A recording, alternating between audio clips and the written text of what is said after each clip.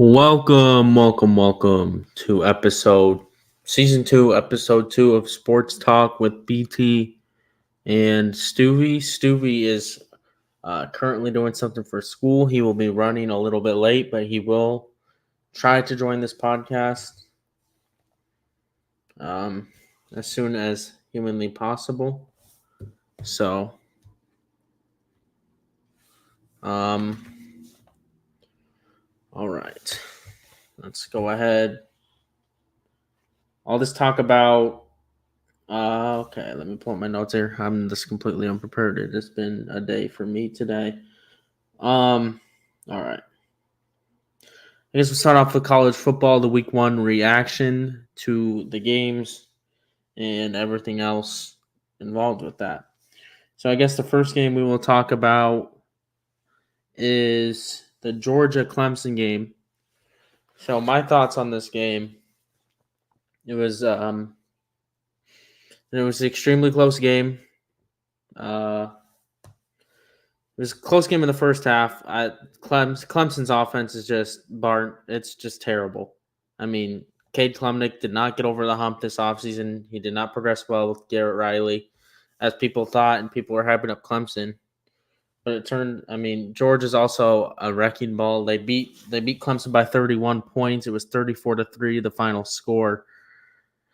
Stewie lost big. Stewie thought Clemson was going to upset, so that was one of his locks, and it turns out it did not happen. Stewie would be pissed right now.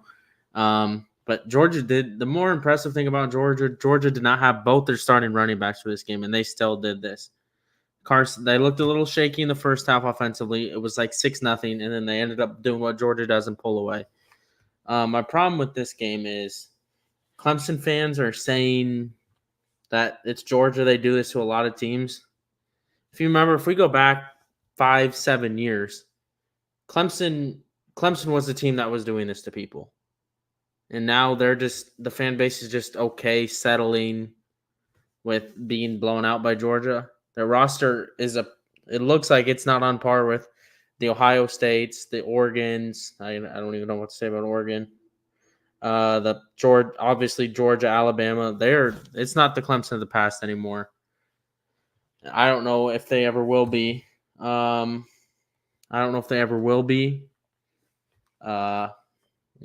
just Dabo has to actually get his crap together about the portal and start recruiting the portal.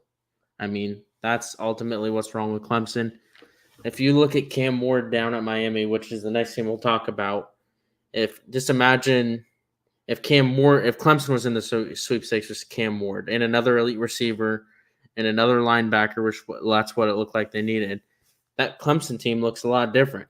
I mean, I just don't understand his transfer policy or anything like that. But our second game is Miami and Florida. Excuse me. This was just a blow. I mean, it wasn't a blowout in the first quarter. Florida kept it close, and then after the first quarter, it was just blowout city for Miami. Miami looked really impressive. I don't know if I'm ready to say Miami is back yet because Florida also looked like in complete disarray. Their fans were in it for the first quarter and a half, and then their fans inevitably up and disappeared. You didn't hear them in the broadcast, and Florida was just running away. And the most embarrassing thing for Florida is that when Miami players are going up to the recruits that are visiting your school and telling you not to go to that school, it is just not a good look. We said this on last season on the podcast about coaches who would be on the hot seat. Billy Napier at Florida was one of them. They was number one on both me and Stewie's lists. And I personally, looking at Florida's schedule, what they have left, and they're going to win next week against East Tennessee State Mountaineers. I don't know. They play one of those FCS teams, and then it's just death row after that. Maybe you can beat Florida State. It was just as terrible as Florida. So I think Miami is the best team in Florida right now, the team to beat. This game obviously proved it, and it also proved, going back to the Clemson game, Miami is the best team in the ACC by far. This is the ACC for the ACC is theirs to lose essentially. I did have them, I think, in my playoffs, so that is looking good for me. That's about all I could say about Florida. It's just terrible. I know Graham Mertz did get in concussion protocol, so you will see DJ Lagway play. DJ Lagway should have been playing to start. I think just develop your young guys. Billy Napier needs a reason for Florida to keep him on the staff, and if DJ Lagway can go out there, the true freshman, and go out there and ball out, they might be enticed to keep him so he doesn't transfer out and they'll have to completely rebuild again. Notre Dame and Texas A&M. Let me pull up the stats here on my phone. This was a barn burner. Defensive game like I predicted. I think me and Sue, we both said this was going to be a defensive game with their offensive line struggles. Riley Leonard looked impressive with his legs and with his legs. He didn't really throw the ball well, but he was running. He was running with them. 63 yards total. Texas A&M's, and then Connor Wigman. I was high on him. I can't even defend his performance. He looked terrible.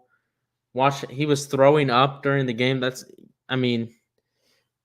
One of the conditions I said for this game earlier was the weather and how that was going to play into a better factor than Texas A&M than Notre Dame.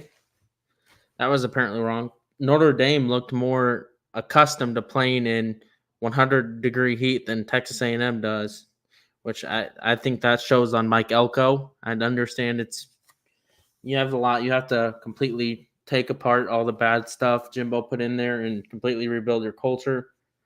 If you want to look at a bright spot for Texas A&M, Le'Veon Moss, their running back, had a really good game. Looked like he was the best player. If they only ran with him 20 times. If they would have ran with him 30 times compared to throwing it 30 times, I think we're having a whole complete different conversation about this game. But this was also a pretty low scoring. I think it was 6-6 at half. So it took a while for both offenses to get accustomed.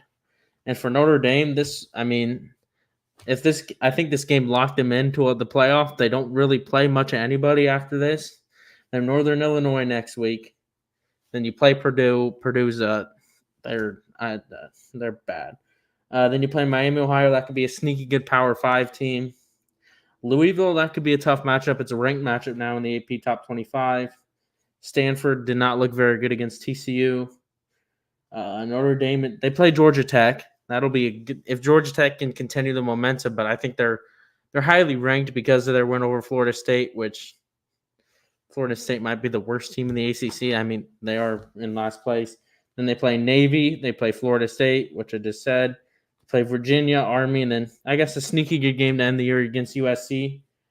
We'll have to see how that turns out for Notre Dame. I think they can lose a game now that they won that Texas A&M game, as long as Texas A&M doesn't completely collapse on itself. Texas A&M team doesn't completely collapse on itself. That is a big given. That tends to be Texas A&M's number. All right, so that'll take us to I guess we forgot to talk about West Virginia and Penn State, the game that had the 4-hour weather delay, which was just absolutely crazy. So Penn State won 34-12. I didn't really get to watch the end of this game. It was interrupting the 3:30 slot windows. But so I think I read a stat that Penn State only attempted a 15-plus yard pass 6 times in total last year, and I think they attempted 8 of them this game. And Drew Aller showed that his potential here. He went 11-17, 216 yards, 3 touchdowns, and he also had 44 yards on the ground. Really impressive showing for Drew Aller. And Nick Singleton, Penn State's next running back, really after Saquon. They got Saquon's replacement. 13 carries, 114 yards, 8.8 yards per carry, and a touchdown with a 40-yard run for the touchdown, which was really impressive. West Virginia was one of my sleeper teams in the Big 12. I still think they can get it done. They have a couple easy games, but they have 2 easy games against Albany and Pitt. Then you play Kansas and Oklahoma State. That'll be 2 games to watch there. All right. So it was a quick recap. Garrett Green did not look very good either for West Virginia, but I think they are bringing in a new offensive coordinator, so maybe they just needed a couple games to get used to it. Okay, so now we're going to talk about LSU versus USC. Let me pull this up real quick. I just accidentally clicked on the Pac-12. I forgot that you're not in the Pac-12 anymore. All right, so this was a game that went down to the wire. Another really good game. It sucks it was played on a neutral site. I hate neutral site games. I think these games should be played on campus. It just makes the environment better. Alternate home and home. That's just my opinion. So I think I've said on this podcast before, I thought Miller Moss was a little overrated. I completely regret saying that. He looked the part this game. 27 for 36, 378 yards and 1 touchdown. I mean, I don't want to say it, but maybe Caleb Williams was the one holding back the USC team from competing last year. Garrett Nussmeier, I mean, LSU's offense did not look very good, but you could tell they are losing a Heisman-winning quarterback. So Garrett Nussmeier, I give him probably a C+ grade. The funniest part about this game was Brian Kelly's post-game post-game conference, where he was just acting fake mad. He slammed on the table. Why do we keep talking about this every single season opener? So funny. But Zachariah Branch had a couple big plays for USC, as he's one of the most electric players in college football. LSU has another good wide receiver. We say this all the time. They produce wide receivers like cows produce milk. Kyron Lacey is another name to watch for the NFL next year. I will give props to LSU's defense. That was the biggest question mark with LSU for me coming into the year, was their defense, and they looked the part, really only allowing a prolific USC offense, Lincoln Riley offense, 27 points. That's probably going to be a really good sign. As for what's next for both teams, LSU is going to play Nicholls State. That should be an easy win for LSU to bounce back into South Carolina, their first game in SEC play. And USC will face Utah State at 10 p.m. So they have Big Ten after dark. Yeah. We're going to talk about a couple upsets here. So the first upset was Vanderbilt and Virginia Tech. Shout out my SEC brother in Vanderbilt. I mean, Virginia Tech was a sleeper team for a lot of people were predicting Virginia Tech to be a sneaky team in the ACC. Yeah, this just shows the ACC is the weakest of the Power Four. I think personally that just eliminates. I think the ACC is only getting one team in. Maybe if Clemson can win out, I don't know what Clemson's schedule personally looks like, but if Clemson can win out, maybe they can make it in. But right now, I just think Miami is the only ACC team that's going to be in. But if something happens, I really thought Virginia Tech was going to be good with Kyron Drones. I don't think Virginia Tech looked bad in that game. Vanderbilt just looked a lot better than everybody expected with Diego Pavia and the New Mexico State offensive staff that came there. Completely revamped that offense, and that offense looked pretty much electric. So I think Vanderbilt's not going to be a push around in the SEC like everybody predicted. Which, I mean, that's a good sign for the SEC's depth-wise, but it could also hurt the SEC because you're not going to have a bye week with Vanderbilt or Arkansas. Arkansas looked really good.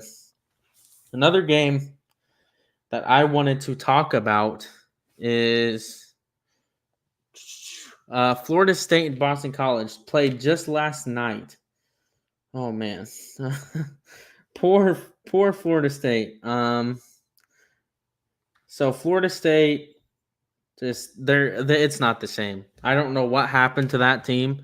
I know they lost 18 players or whatever, but I mean, you would think, Bill, with an undefeated season, you would have momentum. Maybe we're going to lose two, maybe we're going to lose one, but this team is completely off the rails, and I think it all falls back on DJ. Oh gosh, I'm gonna try to pronounce this. Uyangale.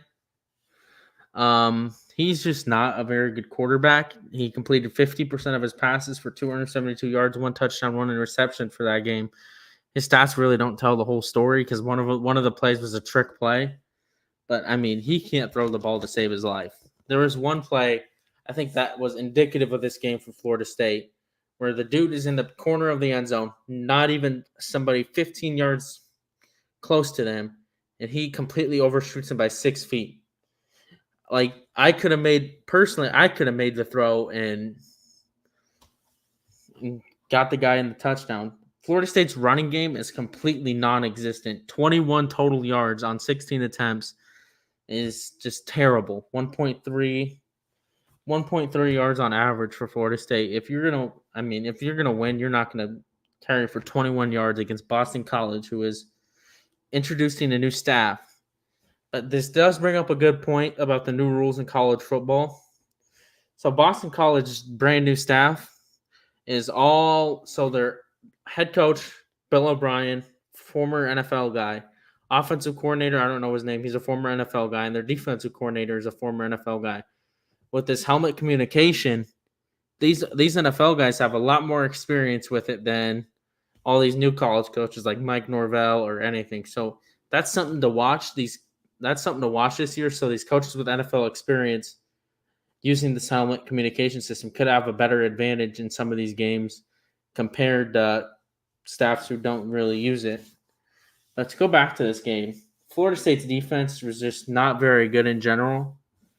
Their rushing defense is not what they need it to be. They were promoting their defensive line to be one of the top 5 defensive lines in the country. It just did not show in this game. You had your moments there at the beginning, and then when Boston College started to pull away, the Florida State players looked like they gave up, which is very common with teams built by the transfer portal. You're gonna have all these players that just completely give up. But this Florida State, this is like a perfect example to compare this. Florida State is a roster primarily built by the transfer portal, and Clemson's a roster that's primarily built by recruiting. They don't really use the transfer portal. You can see both ends of the spectrum are not very good. You don't want to be on one end of the spectrum or the other. You kind of want to get in the middle there, and that's how you build a championship potential roster because you still got to show you develop recruits. You got to have competitive depth, as Oklahoma's head coach likes to say, Brent Venables. You got to have competitive depth so you can survive because most of these teams built by the transfer portal just has the stars, top-heavy guys. They don't have the actual people behind them if one of those players gets hurt. Yeah.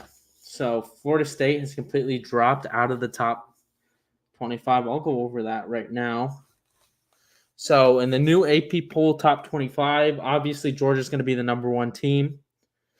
Ohio State, who kind of struggled in the first half against Akron, will remain number 2. I don't think they moved. Texas obviously will move up to number 3. Alabama moves up to number 4. Notre Dame moves up into the top 5. Like I said, I think Notre Dame's a guaranteed playoff spot unless they utterly collapse. Ole Miss stays put at 6. Oregon, who struggled against Idaho for some reason. They should not have struggled against Idaho. They dropped to 7. Penn State, I'm surprised they didn't move up above Oregon. That's one of the question marks for me. Penn State looked a lot more impressive than Oregon did. Figured you'd move them ahead. Missouri just moves up because of the teams that dropped. They move up to number 9. Michigan drops a spot because they did struggle against, I think it was a 1-possession game and going into the fourth quarter against Fresno State for them. But we'll get into Michigan later. Utah obviously moves up. Moving up 7 spots is Miami. Like I said, they looked impressive. They're probably the best team in the ACC. And that shows in this ranking. USC moves up 10 spots. I think so. The problem is, I think both the LSU teams and the USC team are a little bit overrated. They were a little bit overrated going into the season. And obviously USC is going to be obviously one of them is going to win and one of them is going to get the spoils of winning the game, but I don't think both those teams are as good as what the people actually think they are. So I don't think USC is going to stay up much longer. I don't know. Let's see who they have. So they have obviously Utah State, and then they play Michigan the week after. We'll have to see how Michigan is. Tennessee moves up a spot to number 14 just because the team is dropped. Oklahoma State 15 and 16. Kansas State moves up to 17. LSU drops 5 spots to number 18. Obviously, like I said, they're not going to punish LSU that much for losing to a really good opponent. Kansas is number 19, moving up 3 spots. Arizona is number 20. Iowa moves up 4 spots into 21. Louisville moves into the top 25. They beat an FCS team. Georgia Tech, who is 2-0, beat up on Georgia State and Florida State, so they obviously move into the top 25. Hold on, excuse me. So obviously, this is what surprised. NC State is still ranked. They struggled against an FCS team. If you're going to drop Oregon for doing that, I think you also need to drop NC State for doing that. But and then Clemson drops down to number 25.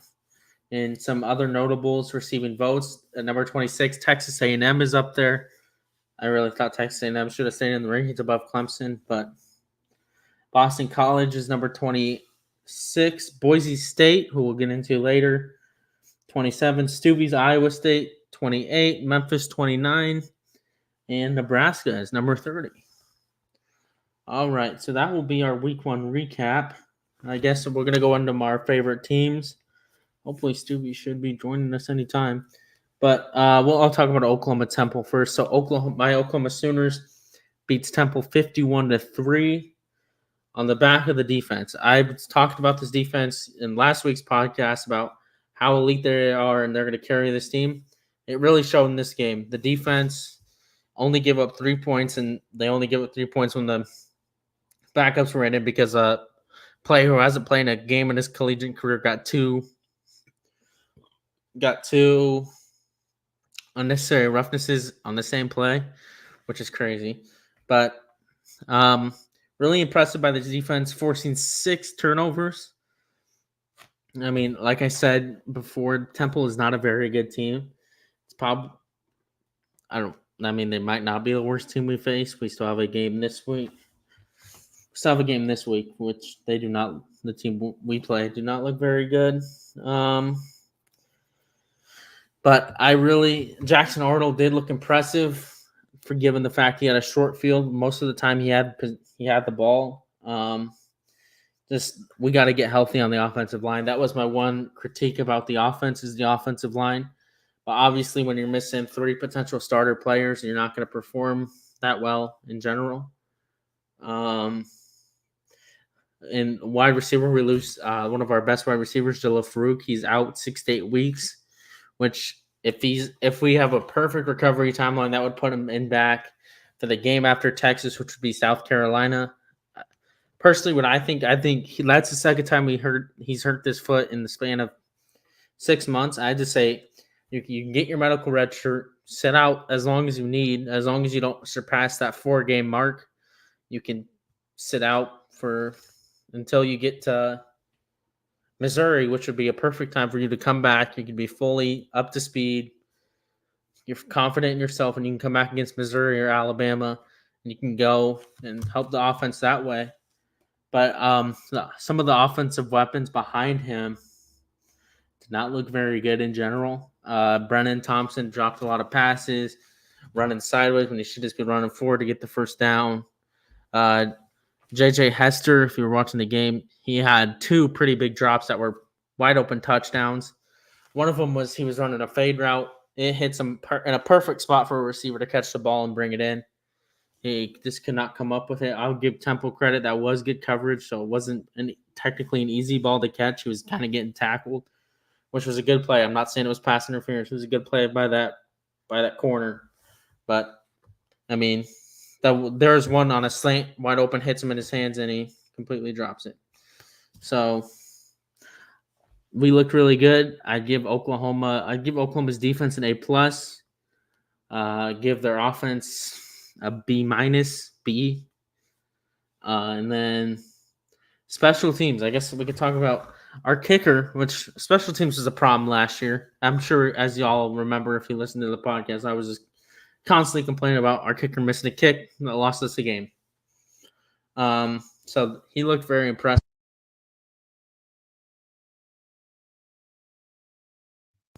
He looked very impressive for this. I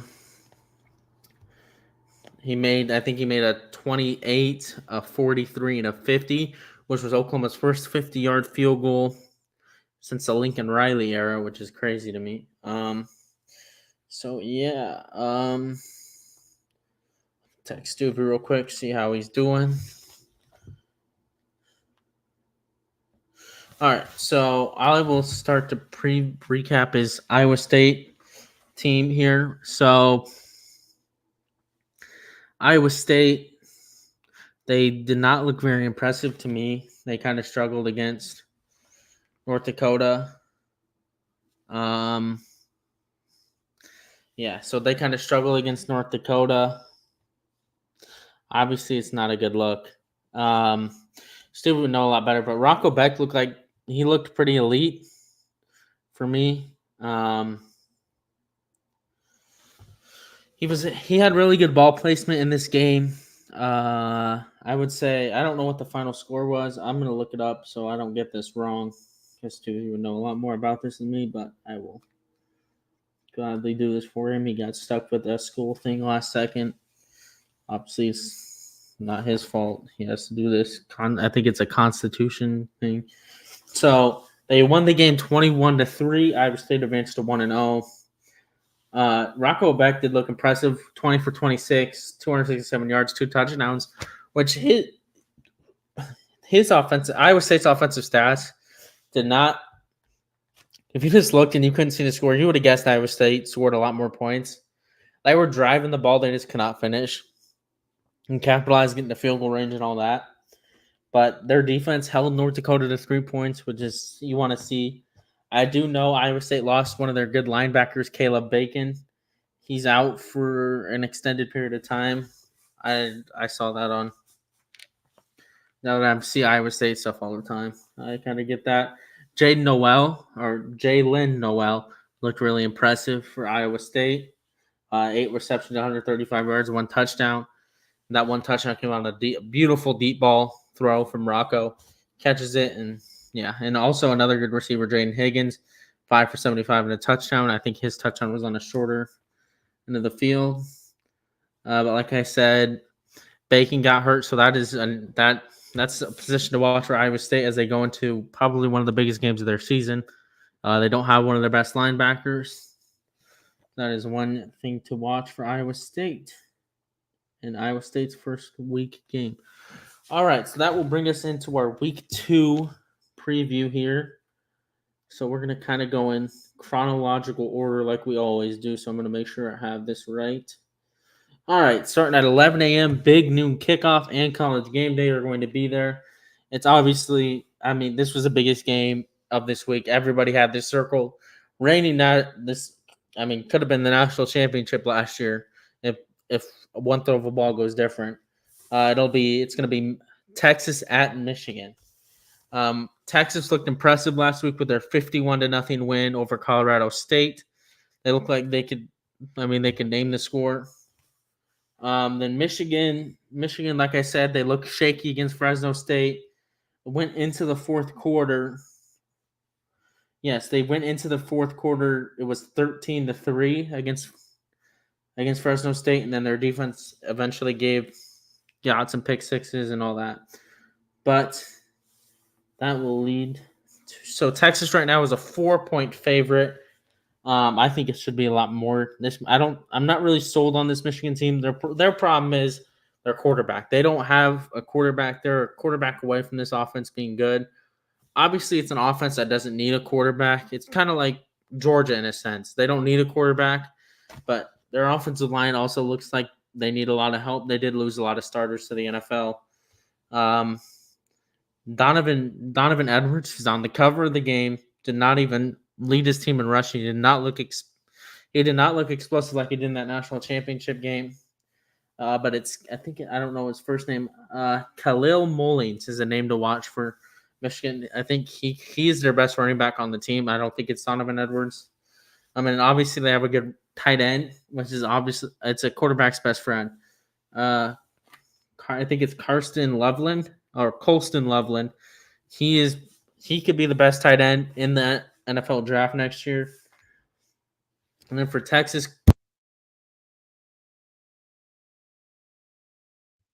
Quinn Ewers.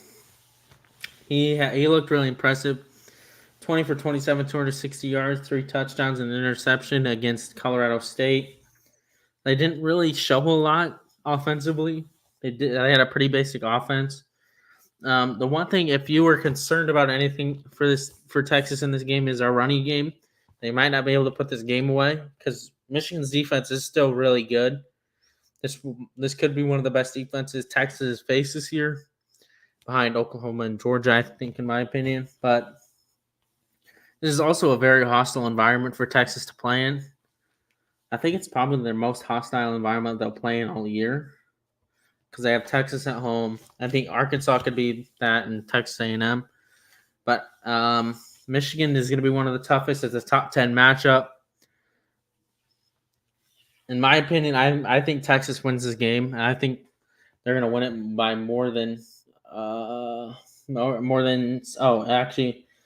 So when the game first opened, it was 4, and then it moved up to 7.5 this week. So I'm personally gonna take Texas over 7.5.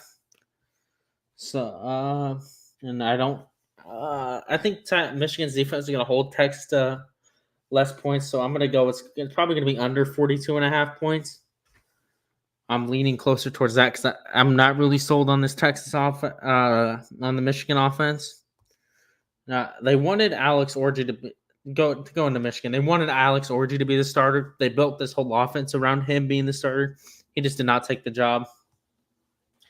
Davis Warren, it's a really cool story for college football. Former walk-on and all that.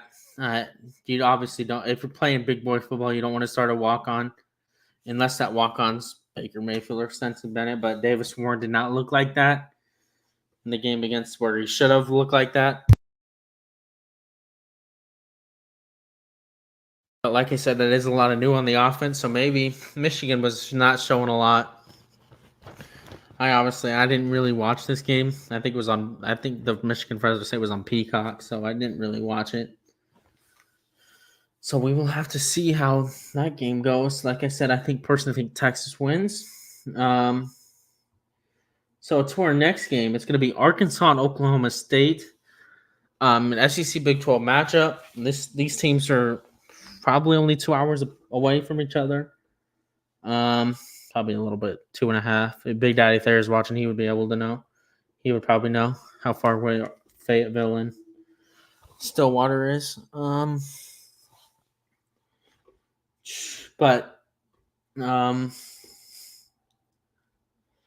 So the key to Oklahoma State, they played South Dakota State. They beat them. I think it was 41-20 was the final score, or 44-20. Ollie Gordon is the best player on this team, and he looked like it. He had 27 carries. He's obviously going to be up there in carries every single game. 104 yards and 2 touchdowns. Let's see. I don't know how many receiving yards he had in this game. Let me look it up. He also had 42 receiving yards, so he had 150 all-purpose yards. It's obviously really impressive. That's Ollie Gordon numbers. He's always going to be in the running for the Heisman because just by the sheer touches he gets every game. But the one thing that impressed me the most about Oklahoma State in their game against South Dakota State, Alan Bowman actually looked really good. Granted, it is against South Dakota State. He did look incredibly good, including 25 out of his 34 passes for 267 yards and 3 touchdowns. The one thing that kind of concerns me about this Oklahoma State team, they don't have a lot of returning production on wide receivers. So if they need to throw a deep ball or they need a wide receiver to make a big play, they still have Presley, but I mean, he's a slot guy at best. He's just a burner. He's not going to go and catch a physical 50-50 ball. Yeah, so that's about it for Oklahoma State. But Arkansas, they really impressed me. They scored a touchdown on all 10 possessions in their game against Arkansas Pine Bluff. Granted, it is Arkansas Pine Bluff. They are one of the worst teams in FCS, I believe. But Taylor Green, I said when we were doing the preview for Arkansas that he was going to be a really good quarterback for this team if he was named the starter. But so he looked really impressive. He was making video game type runs. If you were to turn on College Football 25 and play with him, he was making those runs, running around the pocket, going 49 yards. So he finished with 16 for 23, 229 yards and 2 touchdowns. He also had 6 carries, 88 yards rushing, and 2 total touchdowns on the ground. So he had 4 total touchdowns and about 310 all-purpose yards, which is really impressive. I mean, and he did not turn the ball over once, which is a really good sign. And their running back, Jake Quindon Jackson, was 8 carries for 101 yards, 12.6 yards per carry, and 2 total touchdowns. And almost everybody got a catch on this team. So, like I said, they were playing a really not so great opponent. So I'm not going to take these stats to heart, but I think this could brew a rivalry between these two. Obviously, the distance being so far apart, not being really close together, there could always be a rivalry. But this is the first time for them to play since 1980, which is crazy. I think they should be playing a lot more. So right now, the matchup predictor for ESPN FPI has Oklahoma State at a 56% chance to win, and Arkansas at a 44%. So I really think Arkansas has a chance. People were thinking Arkansas didn't have a chance in this game. I personally think Arkansas does, just because Taylor Green and I always forget his name. I already forgot his name. Jaquindon Jackson backfield is really elite, and they can give the Cowboys defense some struggles, which the Cowboys defense did not look very stellar against South Dakota State. I mean, it's an FCS team. They get allowed 20 points. Granted, if Stewie was here, he would be saying, well, it is the FCS champion, South Dakota State. Yes, but it's still not a good sign if you're going to play an SEC team. So right now, I do not see a spread. Oh, there's the spread. So it opened as an 8.5. It has since dropped to 7.5 as well. I would take Arkansas to cover that spread. I'm not going to pick them to win outright. I think Oklahoma State wins a close one. And I think Arkansas puts up a lot of fight than what Vegas thinks. So that will move us to one more game. Colorado and Nebraska. A rivalry. Speaking of rivalries, renewed. Skipping over a lot of good games here. Another game to watch that we're not going to talk about is Kansas State Tulane. That's one of the best non-Power 4 teams versus a good Big 12 team.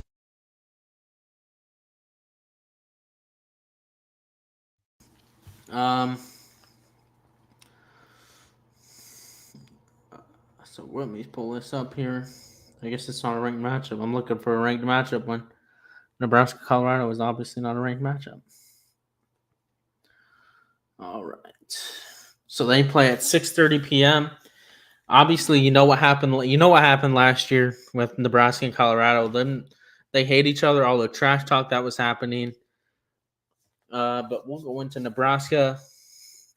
In their game last Saturday, they looked very impressive against UTEP, winning 40-7. Dylan Raiola looked impressive, but granted, he is playing UTEP. He's not playing an elite defense.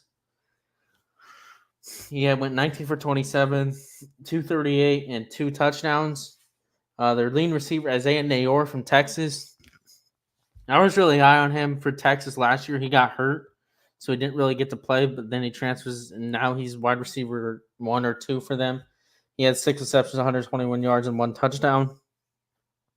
He looked impressive. He was going to be really good at Texas. He could have been a potential draft pick at Wyoming, 2 years ago. Then he went to Texas to try to prove himself. Tears something in his knee. Then he goes to Nebraska. The running back, Emmett Johnson from Minnesota. He looked really good, 71 yards on 8 carries.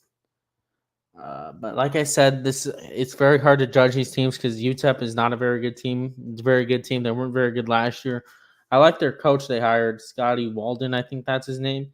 But he's going to need a couple of years to build that program up to what they want to be.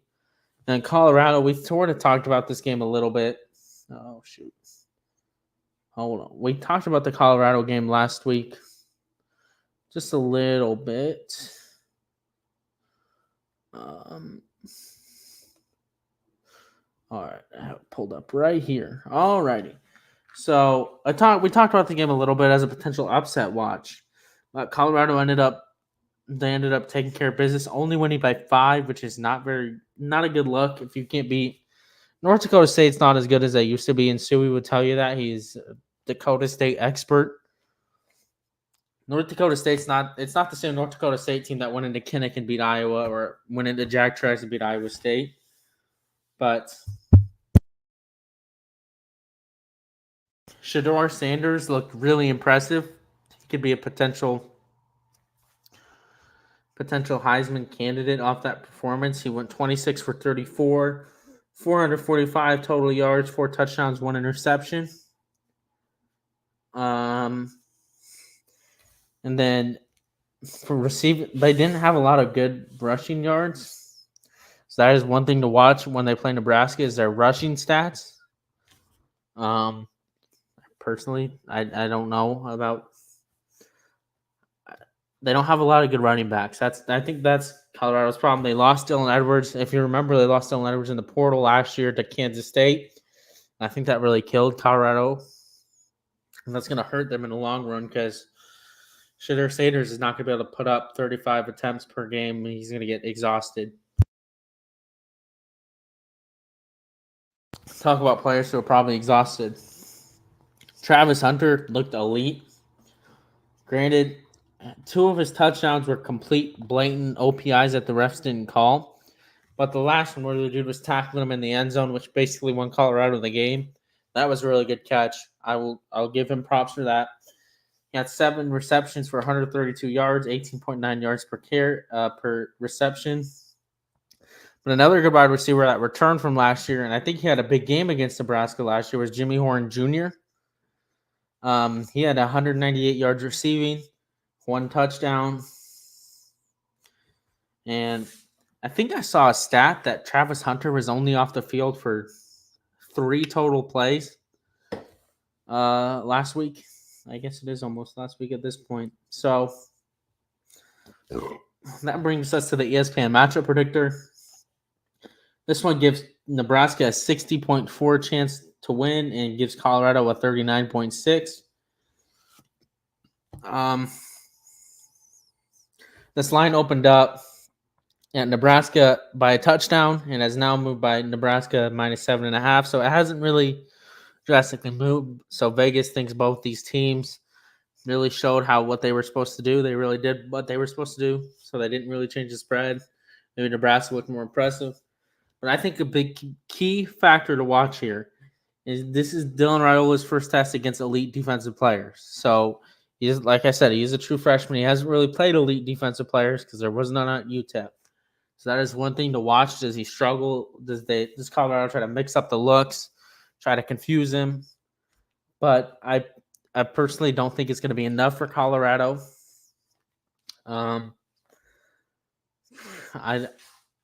Colorado did not look as impressive as Nebraska to me. Colorado should have done what Nebraska did to UTEP to North Dakota State. I think Colorado is going to get a butt kicking. I would take Nebraska probably by more than 7, more than 8. I'm not going to bet on this because I feel like we do this every year with Nebraska. I would not put money on until I actually see it with my own eyes. If this was what Nebraska can do, but yeah. Hold on 1 second. So, like I said, I'm going to pick Nebraska to win here. and to cover, but I'm not going to put it as a lock because I have to see it with my own eyes to believe it. So that will move us to another good game that we added because of how bad Oregon looked against Idaho. They play another team in Idaho this week. They play Boise State, who likes to upset a lot of teams. So yes. So obviously Boise State, they played Georgia Southern, I believe. Last week won 56-45. So this is not a very good defense for Boise. Maddox Madsen went 22 for 31, 281 and 1. But that if you read the stats, you don't think they're very eye popping. You're not gonna look. And then, but one player to watch for Boise State here is I'm gonna make sure I pronounce his name, Ashton Gianti. I don't know how you pronounce it. He had 20 carries for 267 yards and 6 touchdowns in the game. Against Georgia Southern. So he looked very impressive. And then for Oregon, like I said, they struggled against Idaho, but they didn't put up a lot of points, but they had more yards, more total everything. Oh, hold on. I accidentally put that on. I have to click on this. All right. So Oregon only won 24-14. Dylan Gabriel, 41 for 49. He threw 50 passing attempts, which is never a good sign if you're playing a team like Idaho. Granted, Idaho was probably one of the better teams in the FCS, but for a team that has national title aspirations, that's not what you want to see. So he put up the good stats. I said this multiple times last year on this podcast. He puts up good stats, but his team does not win by the margin of the stats he put up. He's just really good at stat padding in a way. Jordan James is a running back. He had 95 rushing yards on 15 carries last game and a touchdown. I think the one thing that kind of concerns me is their receivers. They don't have a lot of proven receivers playing. As you see, they had 10 different receivers catch a ball, so they don't have a lot of – I don't think they know who their receivers are yet. But I do know Tez Johnson had 12 receptions. They were running a lot of screens. I don't know if Oregon's trying to build an offense around Dylan Gabriel's strengths because I said multiple times he struggles at throwing the deep ball. So I think he only completed 4. He went 4 out of 6 on passes above 5 yards, I think, which 6 throws out of 43 were not above. So that's obviously, I know they're building an offense around his strengths. He can't throw the deep ball very well. So, yeah. So this one has Oregon at an 80% chance on ESPN's FPI. Boise State with a 20. Right now, Oregon's at a 19.5. If Oregon can go out and perform like everybody expects them to, I think Oregon will win by 20 points. But if Oregon comes out and struggles again like they did against Idaho, Boise State will keep this within 19. My prediction, I think Boise State's going to keep it close, but Oregon ends up winning by 10 once again. And I think Oregon is not very good as what everybody thought. They need a little bit more. Like gel to form before they get into Big Ten play, before they play Ohio State. All right, so that will end the biggest games of the week. Now we're going to go over our favorite teams. Iowa State and Iowa play. Stuvie would be jumping up and down. I could say what Stuvie. I'm going to quit watching. This is my impression of Stuvie. I'm going to quit watching football if Iowa State loses this game. It's a really good impression. I'm sure he would love that. So, Iowa's offense looked very good. Granted, Illinois State. They put up 40 points, which is very impressive for an Iowa offense. Cade McNamara, you had a lot of practice reports that he was not very good, but he looked very good. 21 for 31, 251 yards, 3 total touchdowns. Obviously, an Iowa running back, Caleb Johnson, he's going to look impressive. And Kamari Moulton. Excuse me. So I think Iowa's offense is taking a turn, but we'll have to see them play against an actual power forward defense. And we talked about Iowa State before. So right now, Iowa's at a 71.6% chance to win. Iowa State's at a 28.4%. And Iowa, it opened as a 2.5-point favorite. It is still a 2.5-point favorite if you want to bet. I personally think Iowa's going to win this game. It's in Kinnick. I think Iowa's offense has improved. And without their best linebacker, I'm not sure Iowa State will be able to compete. And I think they have a good defensive team, but they don't have their best linebacker. So that's just one less tackle, maybe on a 3rd and 4 where they need to get a tackle. And they're going to run right towards the backup linebacker, and the backup linebacker is going to miss a tackle, and Iowa's going to get the first down and knee up the clock. So I think Iowa's going to win by 3, which would technically cover the spread. And I think Iowa will once again take the Cy-Hawk, and Stuvie's going to say he's going to quit watching football, but, he's always going to be on here. He's going to be on here next week. Okay. Now to talk about my Oklahoma Sooners. So I talked about this team being terrible, and I mean, Houston did not look very impressive against UNLV. They were 1 minute away from being shut out 27-0. Donovan Smith, their quarterback, went 15 for 31, 135 yards, passing, two interceptions. And if you thought those stats were bad, let me read you their leading rusher who had 2 carries and 17 yards. And that's their backup running back.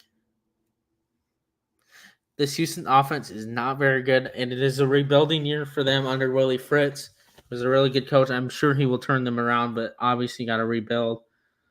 So, like I said about Oklahoma looked very impressive.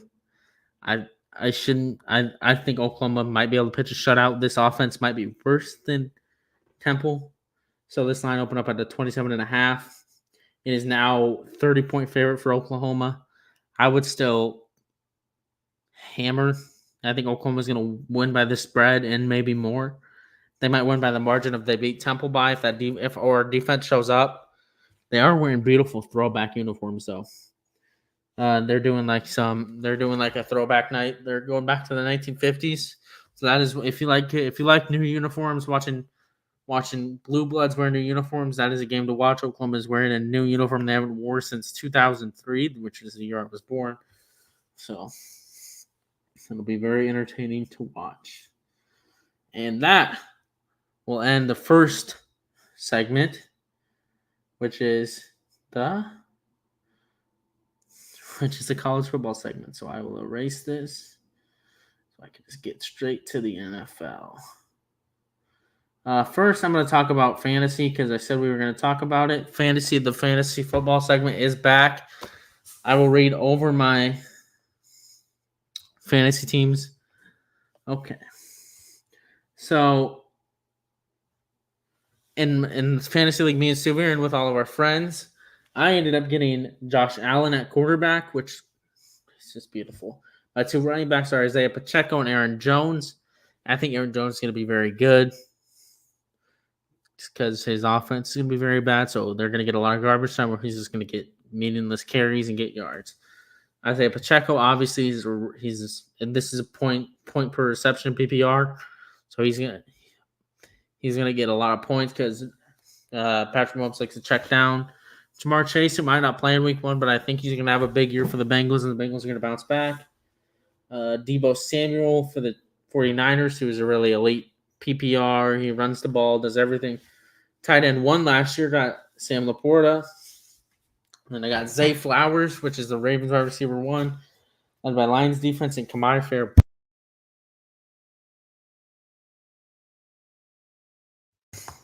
Man. Sorry, my voice is kind of gone. I don't usually do this by myself. I usually have time to rest my voice. And for Stuvie, I will read you Stuvie's team here. Stuvie. Well, we're in the same division this year, so we're both competing for a playoff spot. He got Lamar, and they got Devon Devon, I don't know how to say it. A-Chain. You got Barkley. You got Diggs, Puka Nacua, George Kittle, T. Higgins, 49ers defense, and Burt Aubrey. He made a 66-yard Brandon Aubrey, who made a 66-yard field goal in preseason. I can't speak for Stubby's other leagues, but this is the league with my girlfriend's family. We're doing 6 flex spots instead of your traditional 1 tight end, 2 receivers, 2 running backs. All right, I got Kyler Murray as my quarterback. Brees Hall is my runner. Brees Hall is one of my flexes. Puka Nacua is one of my flexes. Chris Olave is one of my flexes. Bijan is one of my flexes. Rashad Wright is one of my flexes. And Garrett Wilson is one of my flexes. I also have the Bengals defense starting this week. And Kamai Fairburn. Sorry about that, guys. All right, so I'm going to have to read this segment. I thought Stevie would be back by now, but he might not be back. So yeah, which is always fun. So let me pull up his.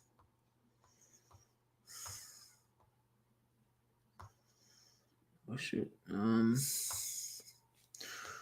Pull up his stats here. Okay, so for Stewie's NFL awards predictions, okay. He has Patrick Mahomes winning the MVP, TJ Watt winning Defensive Player of the Year. Obviously, he's a Steelers homer. Brees Hall winning Offensive Player of the Year. Iowa State homer. Marvin Harrison winning Rookie of the Year. Liatu Latu winning Defensive Rookie of the Year. Comeback Player of the Year, Joe Burrow. And Coach of the Year, Andy Reid. For his playoff predictions.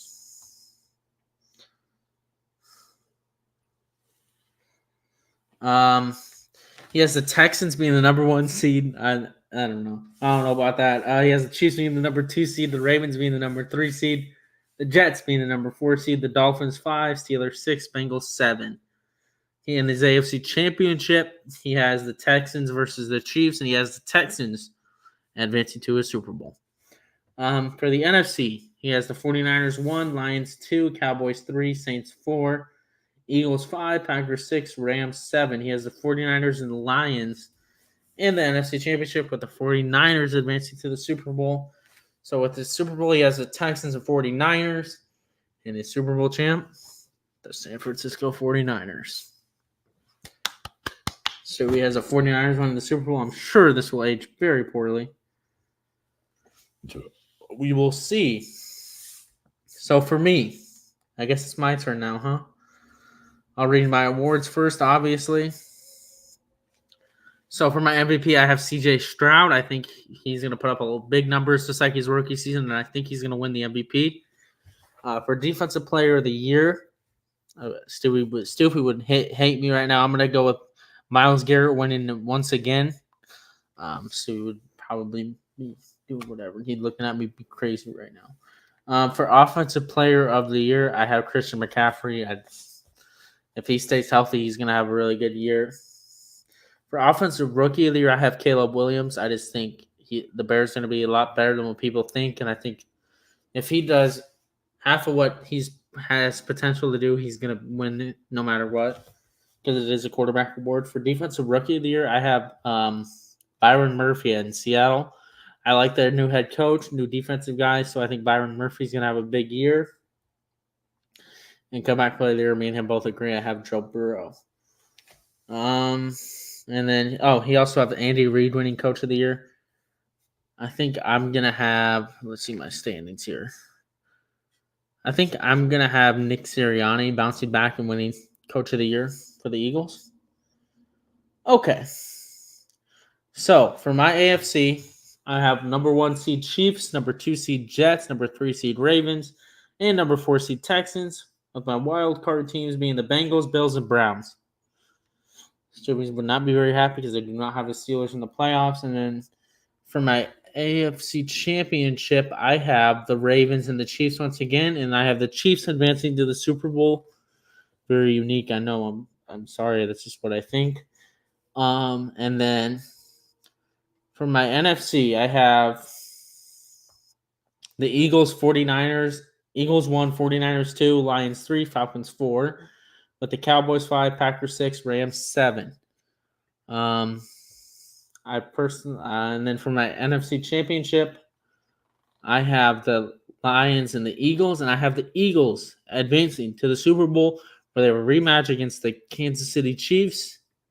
And drumroll, please. I have the Kansas City Chiefs 3-peating and winning the Super Bowl. It's not what we want to see, but I personally just think the Chiefs got a lot better over the offseason. I think they're going to pull it out and win the 3-peat, and everybody's going to be in pain when Travis Kelce proposes at the 50-yard line to Taylor Swift. All right, so that will end our playoffs and awards predictions.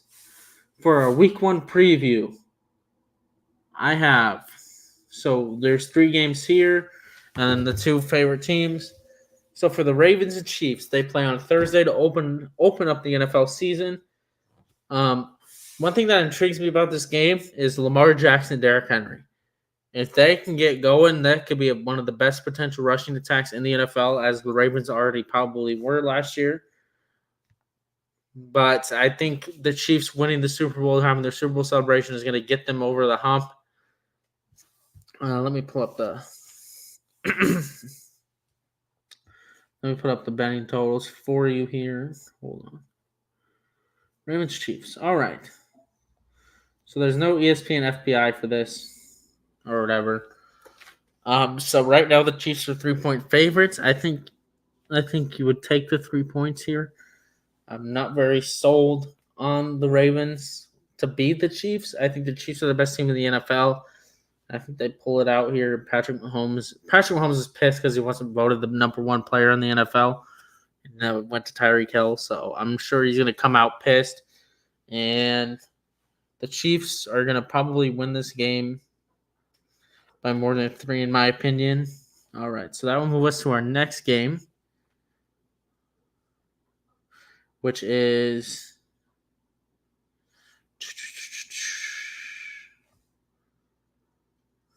all right. So we just got done. Let's see if we can make it here in time. Not very sure if he will, but we will see. He might make it back for locks. I'll try to. You know what? We can go over all the NFL games while we wait for Stuvie. So the next game on the list here is the Packers and the Eagles. Hold on 1 second. He is texting me right now.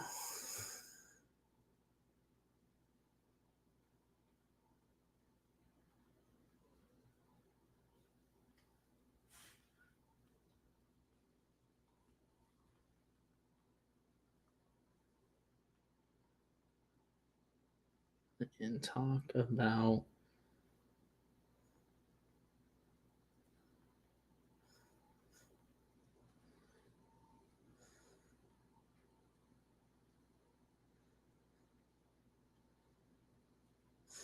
all right. So the next game on the list here is the Packers and Eagles. They play on Friday Night Lights. This line opened up as Eagles -2, but now it is Eagles -3. They're playing in São Paulo, Brazil. And ironically, I read something that the stadium they're playing in, no teams are allowed to wear green. So what does the NFL do? Choose two teams whose primary colors are green. Smart idea. So this is a really interesting game. We got 2 quarterbacks battling, 2 really good quarterbacks between Jalen Hurts and Jordan Love. Both had completely different starts, polar opposite starts to the season. Jordan Love started slow, then improved throughout the year. Jalen Hurts started strong and then started to struggle near the end, and the Eagles were first on elimination. I personally like what the Eagles have done with their secondary here, drafting Cooper DeJean, drafting Quinion Mitchell. I think that might push the Eagles defense to be one of the top, which would push this Eagles team. I think their offense is going to get it together. One big loss, obviously, was Jason Kelce. We'll have to see how they replace him. I think Cam Jurgens is going to move back to center for the Eagles from guard, which we'll have to see how that turns out. So right now, ESPN Bet has it as a -3. I think I already said that. Um, I really don't know what to pick here. This is going to be a really good game, but I think the lot. Well, but they also have Josh Jacobs coming back for the Packers. Not coming back, going to the Packers for the first time. No, this is a tough one. I don't want to. Okay. Just because I have the Eagles winning the Super Bowl, I'm gonna have the Eagles winning this game in San Paulo. Um, I think it'll be close. I think it'll come down to a field goal, which would cover the spread if the Eagles win. So I think the Eagles win and cover the spread of -3. So that will move us to the Cardinals and the Bills. Cardinals, I think they're gonna have a revamped offense under Kyler Murray. And Marvin Harrison Jr. is also there. They also have Trey McBride, who could be one of the best tight ends in the league.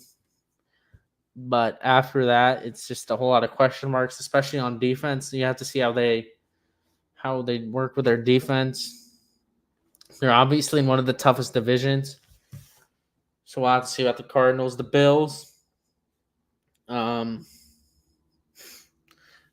Bills are the Bills. Josh Allen is still there. He's going to be probably one of the best quarterbacks in the NFL. Question mark about the Bills. You lose Stephon Diggs. You lose Gabe Davis, I believe. So it's going to be Khalil Shakur, their third string. If you remember, he had the big playoff games. And then you also have a rookie Keon Coleman out of Florida State. So you have to see how the Bills do this season is based on that wide receiver core. So, and they also have Dalton Kincaid there at tight end. So it's a lot of questions. The Bills defense also, I don't think they lost anybody big. They did lose Jordan Poyer to Miami, but after that, they didn't really lose a lot, if my memory recalls. So it opened up as a Bills -7, so they were 7-point favorites. And now it has since dropped to Bills -6.5. I think the Bills are going to win because the Cardinals are going to have a lot of growing pains, try to merge chemistries with Kyler Murray, Marvin Harrison Jr., and they also did lose what's his name? They lost one of the receivers who's out for the year with a torn hamstring. Okay, now the Bengals and the Patriots. I talked a little bit about this. Jamar Chase might not play in this game, which kind of hurts me because I need him to play in fantasy. The Patriots, their offense is going to be not that good. I don't personally think. I don't know why they started Jacoby Brissett over Drake May. Drake May looked a lot more impressive in the preseason than Jacoby Brissett.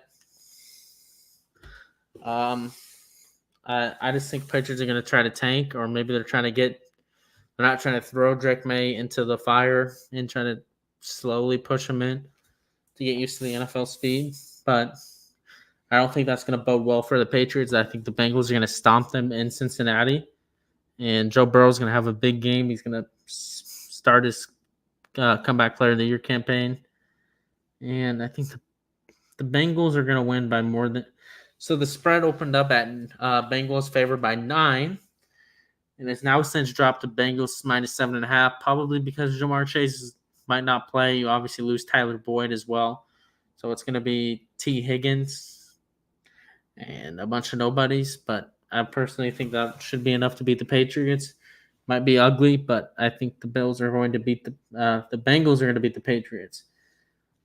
I can't believe I'm about to talk about this game. This is going to be this is BT's worst game of the week for the NFL. The Vikings and the Giants. Daniel Jones did not look very good against preseason competition. And then obviously the Vikings, they're going to start what's his name? Sam Darnold at quarterback because JJ McCarthy is out for the year. They also lose Jordan Addison for the year. Not Jordan Addison. They lost one of their good receivers for the year. So this season for the Vikings is going to see how far Justin Jefferson can carry them. And for the Giants, like I said, Daniel Jones did not look very good at all.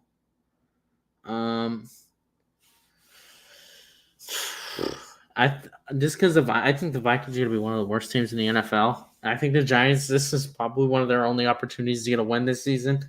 I think the Giants are going to win. But right now, Vegas has it as Vikings. My Vikings are 2-point favorites. I just personally don't. Like I said, this is going to be a terrible football game to watch. Only sickos are going to watch this game. NFL sickos. So yeah. Okay. Titans and Bears. This is a very interesting team. The Titans, we weren't very sold on them in the offseason podcast last season, but I think my opinion's kind of changed. They signed a really good defensive back class. They obviously signed L'Jarius Sneed. They signed a safety. I don't remember what his name was. So their secondary is going to be revamped. Probably the second best secondary in the AFC South, behind my Texans. Then you obviously draft Tavondre Sweat, which could be a potential steal. I think they got him in the third round, I believe. And you obviously have Jeffrey Simmons that was there before. But what really intrigues me is their offense. They obviously draft the offensive lineman. I think they drafted J.C. Latham in the first round to obviously protect Will Levis. I think Will Levis has the potential to shine. They signed Calvin Ridley on top with DeAndre Hopkins. And you also have Tony Pollard and Tajay Spears in the backfield. So like I said, their offense has high upside, but I'm not very sold on their defense. So that could kind of drag them down. And then obviously for the Bears, you have Caleb Williams going to make his NFL debut because it's a regular season. The preseason did not count. He did look good in the preseason, though. And the Bears are introducing new weapons. Keenan Allen, who I think the key for the Bears to be good is Keenan Allen has to stay healthy. He missed 12 games last year, and then he missed a number of games the year before. So if he stays healthy, then obviously you have Roma Dunze, and you have DJ Moore, and you signed DeAndre Swift. So the question for me on the Bears offense is offensive line. We'll have to see if they can protect Caleb Williams. It looks like a lot of people are. Keenan Allen is they're questionable, which is kind of the joke I just made. So right now the spread is Chicago is -4. I think the Titans are going to upset. I'm not going to put that on my locks, but I think the Titans will upset the Bears and upset Caleb Williams in his debut in Chicago. So yeah. So this will move me to the Panthers and the Saints, the two worst teams in the NFC South. Saints, obviously, Derek Carr is going to be their starter for the first game, but Spencer Rattler had a very good preseason. He could be a starter later on in the year to kind of see what they got, give them a year to develop if they don't like the quarterbacks in this draft. Yada, yada, yada. For the Panthers, they obviously bring in Stuvie's favorite receiver, Deontay Johnson, Mr. Can't Catch. We still have Adam Thielen there, Bryce Young, Chuba Hubbard, I think, is their running back. But their offensive line is terrible. The Panthers are probably still going to be one of the worst teams in the league. They still need a lot on the defense. They obviously lose Brian Burns to the Giants. I think that's going to be the key. I think their offense is going to improve just because you added Deontay Johnson and Bryce Young is going to develop for a second year. But I don't think you're going to beat the Saints. The Saints, they're equally just as bad on offense as the Panthers defense with Derek Carr.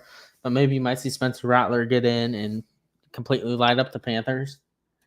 So I'm going to go with the Saints, who are -4 favorites here to win. All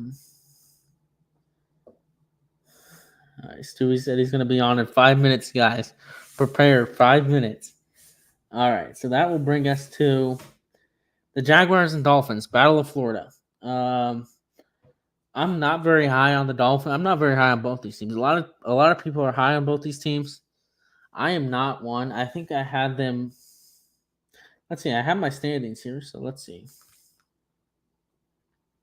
So for the Dolphins, I have them at 9, which would put them 2 spots out of a playoff spot.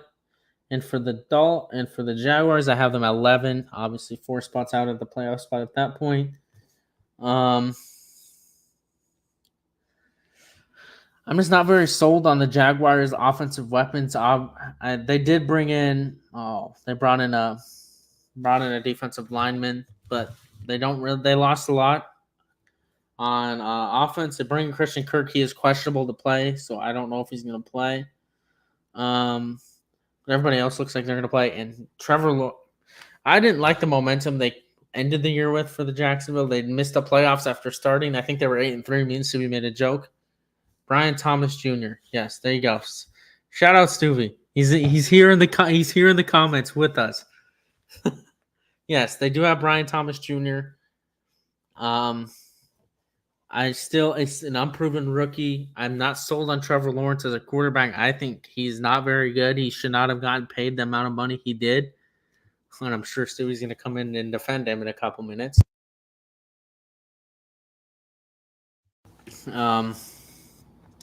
And then for the Dolphins, they lose Christian Wilkins to the Raiders. It's going to be, and you're not going to have a lot of your starters on defense back, like all the ones that got injured in the playoffs and before the playoffs. I don't know if they're going to be back. They might be questionable. They also have to return to speed. Jalen Waddle looks like he is also questionable for this game. But I think Tyreek Hill's going to put up big numbers, obviously. And then this is like the battle of mid quarterbacks. Tua Tagovailoa and Trevor Lawrence. Just mid. It's very hard to pick this game. Let's see what Vegas thinks. Vegas thinks it's Dolphins minus 3.5 because they are at home. They're going to be playing in 85-degree weather, which is kind of nice. I think the Dolphins are probably going to win this game just because Tyreek Hill, and I don't know if the Jaguars have anybody that can guard Tyreek Hill. But we will have to see for the Dolphins offensive line if they can protect Tua. And for the Raiders and Chargers, Jim Harbaugh's debut back into the NFL. They get to play against the Raiders, who is probably one of the worst quarterback rooms in the NFL. You could argue the Saints. It's either the Saints or the Raiders. I don't know if they named their starter yet.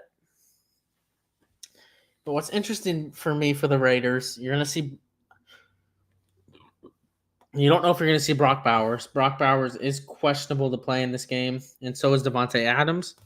So if you don't have them, I just completely give the Chargers the win. But if you have them, I want to see how Brock Bowers gets targeted in this offense. If they're going to maybe play him a little bit at wide receiver or just keep him strictly at tight end and run a lot of 2 tight end sets with Michael Mayer and him. For the Chargers, I kind of want to see how their offense is going to run it. Are they going to run an offense similar to how Jim Harbaugh ran it in Michigan? I know he did bring a lot of the staff with him from Michigan to the NFL and Chargers, which it kind of shows something here. So you'll have to see. Joey Bosa is questionable, and one of their presumptive starters, I believe, DJ Chark, is also questionable. So you'll have to see how they do there. But in my opinion, I think the Chargers. Let's see what Vegas thinks before we do anything. Vegas thinks the Chargers minus 3. I would pick the Chargers to cover that game, just based on the fact the quarterback room for the Raiders. I know Gardner Minshew likes to go in and he likes to always turn nothing into something for these teams, but I'm just not entirely sold. So that will lead us to the Broncos and the Seahawks. I really don't want to talk about this. Bo Nix is going to start for the Broncos. It's kind of like similar to the Patriots. Bo Nix had a really good preseason, so they're going to start him right away, which what the Patriots should be doing with Drake May. I don't know why they're not. But they are also going to play the Seahawks, who are a much better team, led by my Defensive Rookie of the Year pick, Byron Murphy, out of Texas. Not much to say for the injury report. Doesn't look like a lot of key contributors are going to be out for the for the Broncos, and it looks like questionable is going to be Tyler Lockett for the Seahawks and Noah. I always pronounce this Noah Font. I believe it's Font. But the Seahawks are still still 6-point favorites here. It's also in Seattle, so I personally think the Seahawks are going to handle business as they should. Like I said, another one of those really tough divisions in the NFC West. They need to win these games. If they want a chance to make the playoffs. All right. Cleveland and Dallas. They play in week 1. It's in Cleveland. CeeDee Lamb, he got paid. I don't know if we really talked about it. CeeDee Lamb got paid. He's one of the highest paid wide receivers in the NFL, so he will probably be playing in this game. But it doesn't look like much. So the Cowboys did not really do a lot in the offseason, so they're going to be they did just sign – they signed Dalvin Cook, if I believe. I don't know if they're – oh, my goodness. Guess who's back? Oh, boy. So did the Cowboys sign Dalvin Cook, right? Yeah. I didn't know if that was just Seattle is supposed to be starting for them. Yeah, so it'll be Dalvin Cook, Ezekiel Elliott, and maybe you see a little bit of sprinkle of Deuce Vaughn. Yeah. I expect Deuce Vaughn to be more of a special teamer, though. Yeah. All right, where are we at in the podcast? Okay. We're going to go back a little bit. Okay. So I'm done. I guess I haven't talked about the other big game. We'll talk about the other big game in the NFL that I haven't talked about yet, which is the Jets and the 49ers. We're making our way down there. Okay. Ooh. The final big game of the NFL. Okay, Stu, I need a break from talking a little bit. What's your opinion on the Jets and the 49ers? You mean the New York Cyclones? Sure. Yeah, sure. I think it's going to be a good game. Assuming, Aaron Rodgers could stay healthy for more than 3 snaps. I think it's kind of funny they put them on Monday Night Football. Dude, I know. All things considered, I think it should be a good game. Obviously, I think the Niners are gonna win. I think they're just the better team. They have more depth, or they have better players. I'm hoping it's a good game, and hopefully the Jets, their offense can get together, because I honestly think their defense is all right. I just think that their offense was brutal last year, and so I think if you can get Breece Hall going, Garrett Wilson going, A-Rod, doing his thing, I think it'll be a competitive game. Brock Purdy, it's a big year for him, BT. He's going for a contract this year, isn't he? Yeah. To be honest, though, I think he gets paid one way or the other. Maybe he can be the next Raiders quarterback. The type of year he has, I should say, depends on how much, the type of year he has is going to determine the amount of money. Maybe he's the next Raiders quarterback. Oh, my God. Also, you said the Saints have one of the worst quarterback rooms in the league. Yeah. I don't agree with you there. Derek Carr and you're forgetting teams like Daniel Jones. That's fair. The Giants. You're forgetting, top of my head. Stupid. It's hard to do the podcast by yourself. Yeah, I understand. But yeah, I got the Niners winning this game. I think it'll be a semi-close game, but also you forgot the Titans for your worst quarterback. I think Will Levis is good. I just think it depends on the players he has around him. Like I said earlier, the Titans intriguing. Mm-hmm. I just have to see how the offensive line forms with J.C. Latham. Yeah. But yeah, what do you think about the game, BT? I think Aaron Rodgers is gonna ball out this game. I hope. He had multiple ayahuasca retreats in Egypt and in probably in Oregon in this offseason. Yeah, because everything's legal in Oregon. And obviously Hassan Reddick's not going to play, so yeah, which sucks for the Jets that he's just going to up, and after signing a contract, he's just going to, no, I'm not playing. Yep. But I personally think that the Jets are going in with. The Jets are going to come into this game with a lot more to prove than the 49ers do. Yeah, And I think with the chip on their shoulder, I think Garrett Wilson is going to have a big game for the Jets. Brees Hall is going to have a big game for the Jets. And I think Aaron Rodgers is going to have a big game. And that three-headed monster is going to perform really well. And also, given all the facts, all the stuff happening with the 49ers, speedy recovery to Ricky Ricky Parcell. Parcell.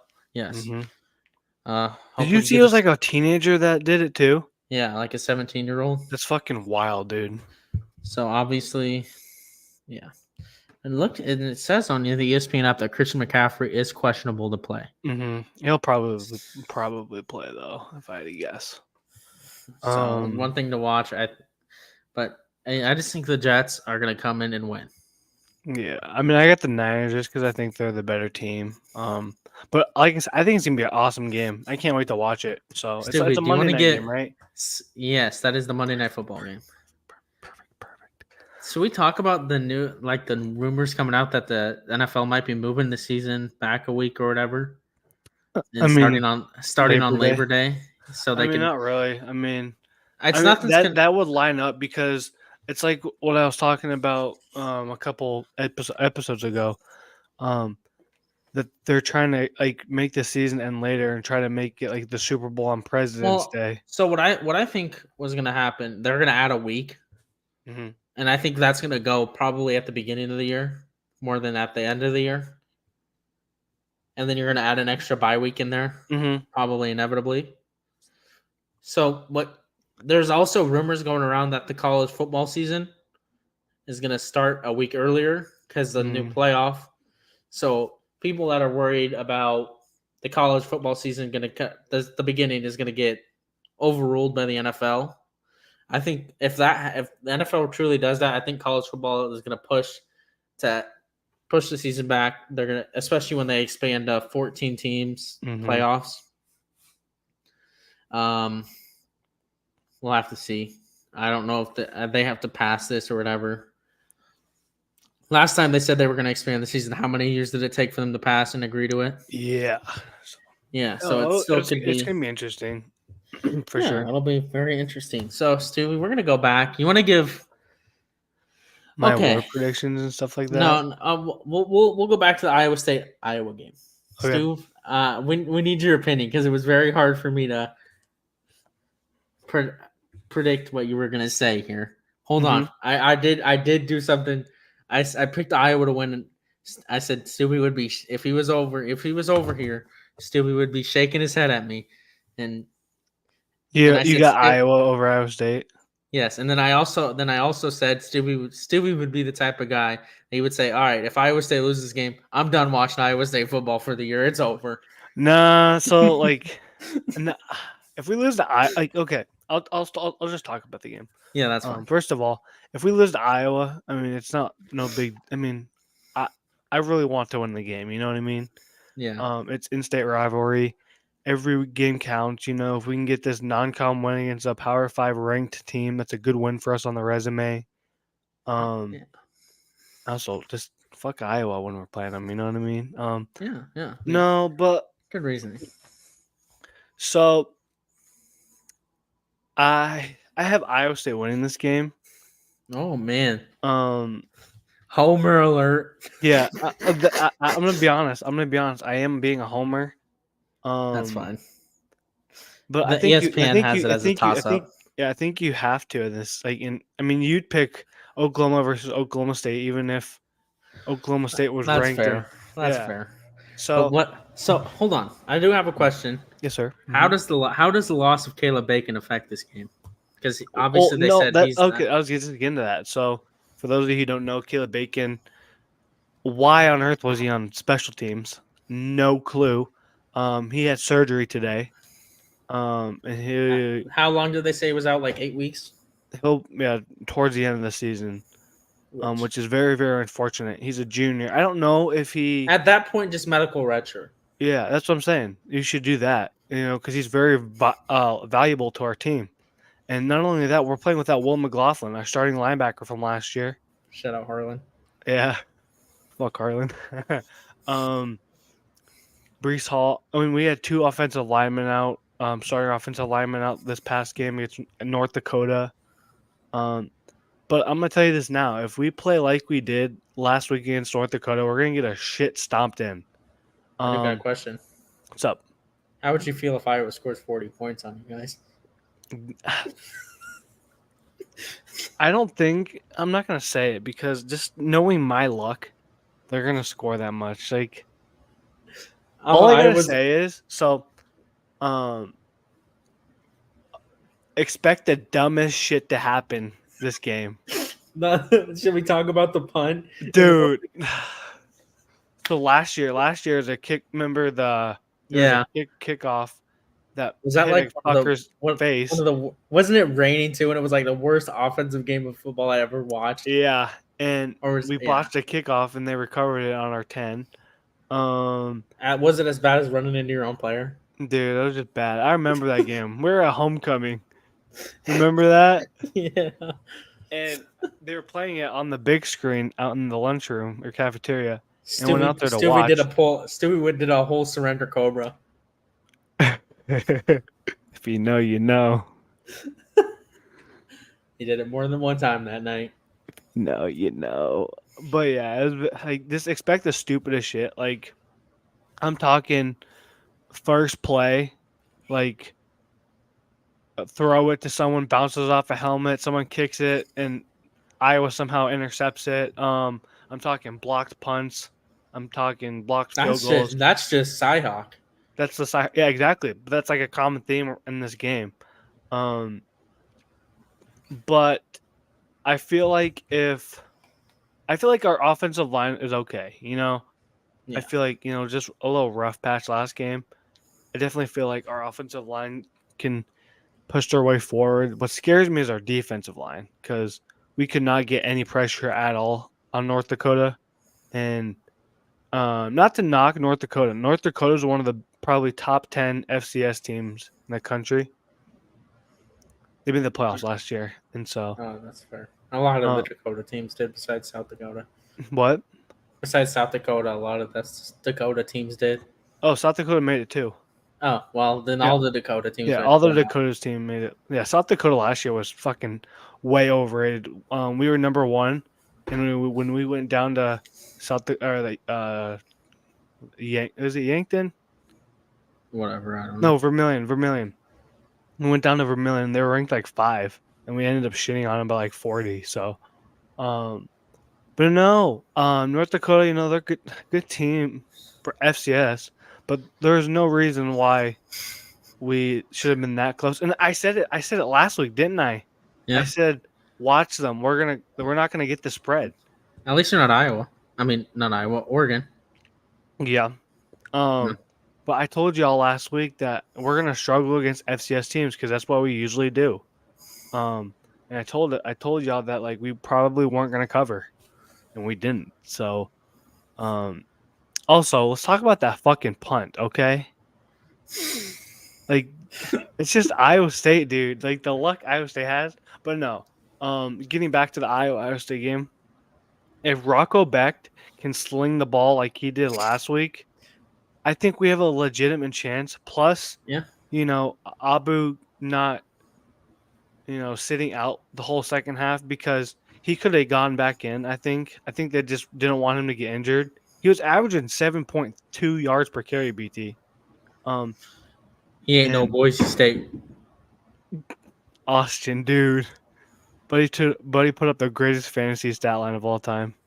But no, I feel like it's all on our defense. And Rocco Becht, if he can play like he did last week, I have all the faith in the world in the Cyclone team winning this week in Kinnick. Hey, the last time we won the Cyhawk Trophy was in Kinnick. Yep, Hunter Deckers. Shout out. That was one of the worst games I've ever seen. I'm going to read you the biggest games of the week, and you're just going to give me a quick prediction, okay? Okay. Texas, Michigan. I got Texas. Michigan's so overrated, dude. It's crazy. I think Texas is going to shit on them.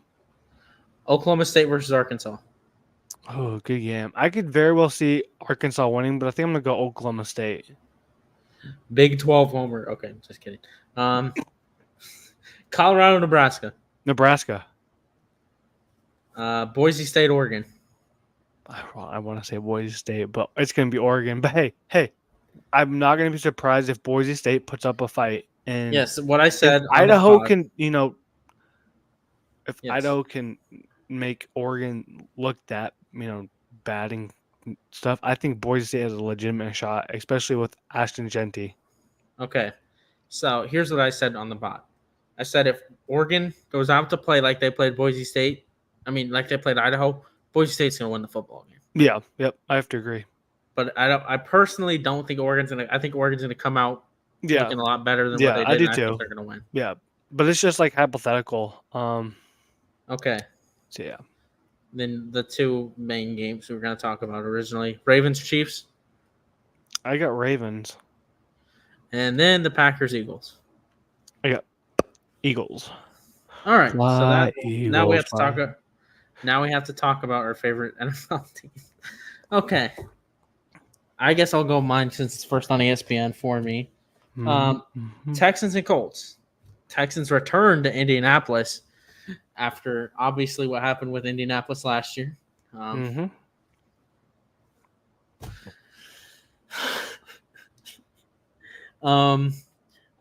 So what I'd like to see from the Texans offense, obviously it's a lot of, you got a new weapon in Stephon Diggs. I want to see how he gets used in this Mm-hmm. offense, if he's going to get the targets he wants, and if he doesn't, is he okay with it? Yeah, it's kind of crazy because I think in your system, Nico Collins, Tank Dell, and Stephon could easily be your number one wide receiver. Yeah. We And have so, we have yeah. really good receivers. I also Yep. want to see how Joe Mixon performs in the Mm-hmm. offense. Yep. One of my biggest critiques last year with this team is the rushing game was not very good. Yeah. So you add Joe Mixon, you still have Pierce there. Mm-hmm. So I want to see how Joe Mixon performs there in rushing, and I want to see if CJ Stroud doesn't have a sophomore slump like a lot of good NFL quarterbacks do. Mm-hmm. So I want to see if he can keep it up. He was my pick to win the MVP, just like last year. He was my pick to win a Rookie of the Year. Mm-hmm. He jumps it up to the MVP this year. But right now, the Texans are favored by 3 after opening up at they were 2. So Vegas. I guess one thing to talk about the Colts, Anthony Richardson. My opinion on this game, I think he's gonna look a bit rusty. He hasn't played football in Almost a year. almost a year. I think Mm-hmm. it's gonna take a while for him to get used to it. Yeah, I agree. I think our secondary is gonna clamp up Pittman, and it's just gonna be all up on our You also defensive got to line. think though. I mean, the Colts also got better. They added Adonai Mitchell. They bring back Josh Downs and Alec Pierce. I have to see how Adonai Mitchell plays. I know he's a little bit of a diva at Texas, and a lot of personal character issues. So I have to see how that turns into the NFL. I don't know yet, but I think our secondary is really good. I think it'll be able to clamp down a little bit in the second year of D'Amico Ryan's system. The one thing on our defense to look out for is the defensive line. I want to see how we stop Jonathan Taylor. As you can tell in the playoffs, that's what bit us in the butt. We can stop Lamar Jackson. We can stop that rushing attack.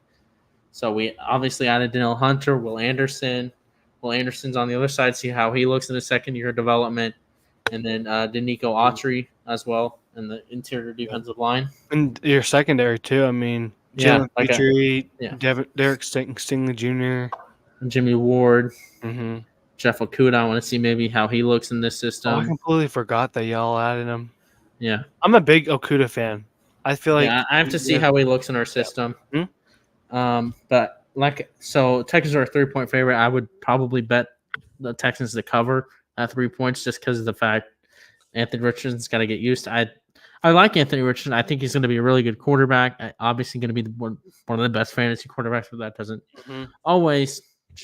always turn into team success. I'm not very high on the Colts as a team. I don't have them. I think they could finish second in your division. Yes, but I do not have them making the playoffs. I think I have them the first spot out. Mm-hmm. Yes, I do have them as number 8. Did you hear my playoff predictions? No, I haven't. I wasn't able to listen during the. I'll read them to you real quick. We can just go back over. I mean, yeah, just read them off to me real quick, and then I can tell you mine. AFC. Okay, we're done. Like I said, Texans win. They cover. Stewie, what's your prediction on that? Yeah, I like the Texans too. I'm a big believer in the Texans. Last year, yeah, We know we read your we read your Huh? we read your predictions, Stu. Oh yeah, yeah. We know. I'm high on the Texans. What can I say? They cross off every box on that team. I mean, even kicker Kyami Fairbairn, UCLA Hey, product. hey, he's elite, best Mm-hmm. kicker in the NFL. Mm. This year, watch. I draft him in fantasy. He's gonna be No, elite. All the kickers I draft in fantasy are elite. They turn into the best kicker in the yeah, NFL. but yeah. I'm high on the Texans for sure. Okay, I'll read you my AFC. Yeah. Okay, so my number one seed was the Chiefs. Mhm. Number two seed was the Jets. Three seed was the Ravens. Four seed was the Texans. Five seed was the Bengals. Six seed was the Bills. Seven seed was the Browns.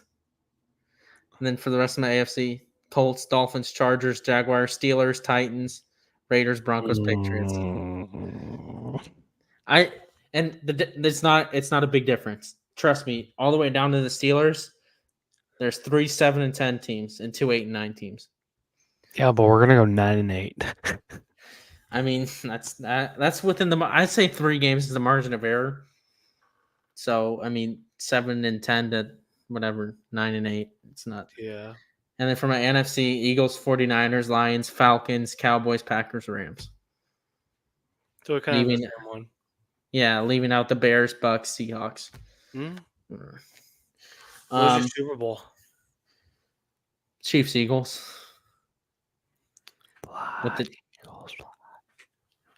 with the Chiefs winning the Super Bowl. Nah, fuck that.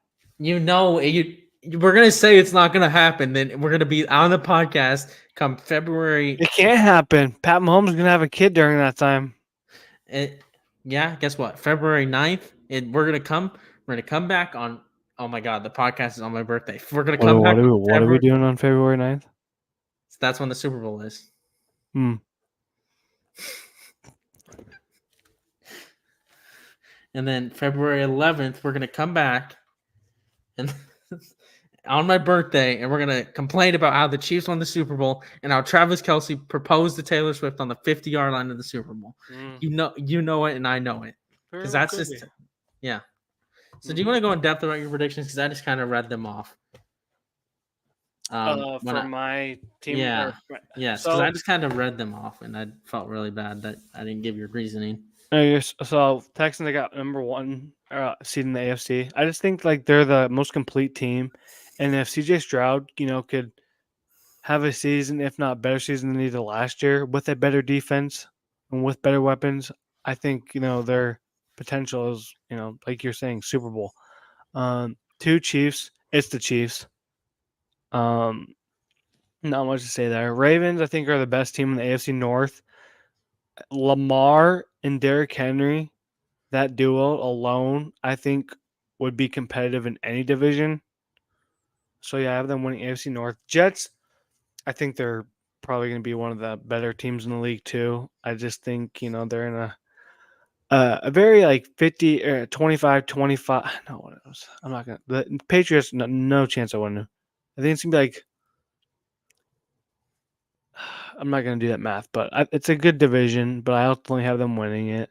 Dolphins 5. I think they're better than the Bills. I think the Bills are gonna have a bad year, especially with like the lack of weapons Josh Allen has, which kind of scares me because I have him on fantasy. Number 6, I have the Bengals. I do think if Jamar Chase continues to be a diva, I think they're gonna plummet. But I really like T Higgins. But also like Zach Moss at running back isn't really the best option. But I mean, you saw what he could do in Indianapolis. And then 7, Steelers.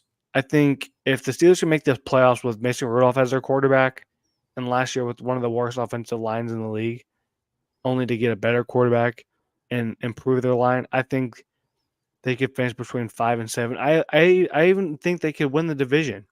But I'm gonna keep them at 7. So yeah. NFC 49ers, I think they're the best team in the league. They're competing with the Niners and Lions, or they're competing with the Lions. I just think those are the two most complete teams in the league. Lions a little. I think the 49ers, I think they're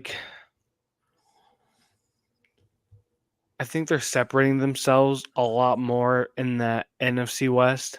I think it used to be close, but I think they're starting to, further themselves away. Yeah. Lions, they're in a tough division, dude. I think it's gonna go Vikings bottom, Bears, and then Packers, Lions, and then I think there's gonna be like a 1 game separation between the Packers and Lions, and it's gonna be like another type of that last game of the season, last 2 games of the season, where whoever wins gets that notch. Saint or Cowboys are 3. Yeah, I think the Cowboys are gonna have a better season than the Eagles. Personally, the Eagles, they kind of they shit the bed last year. BT. They did, but I They also fumbled. like. They fumbled harder than the Jags, arguably. Yeah, but I also kind of like what they brought in on the secondary. To, Yeah, but they also lost, the greatest center of all time, and um, I also think the Cowboys just are a little bit better of a team. Um, Plus, Jalen Hurts has to do better, dude. Like he was bad last year, and I don't even not like hearing that, but you have to admit, like compared to the season prior, Jalen Hurts was not good. And then 4, I got Saints. I think that's probably the worst division in the NFL. the I, Saints yeah, I like the Saints. over the Falcons. Yeah, I think the Falcons are overrated.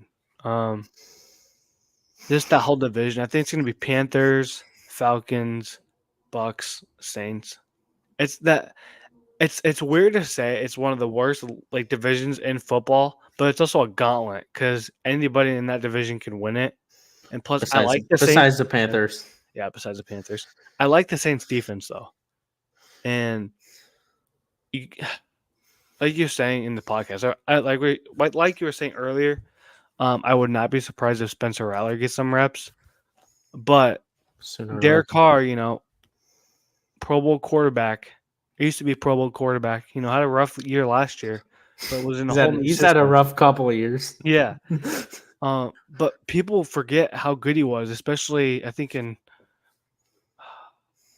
like 5 or 6 20, years ago when he got yeah, hurt before the playoffs. He was leading the Raiders to a top 3 AFC team in the league, and he got hurt, and then they had to put in Connor Cook in. Remember that they played the yeah, Texans, yeah.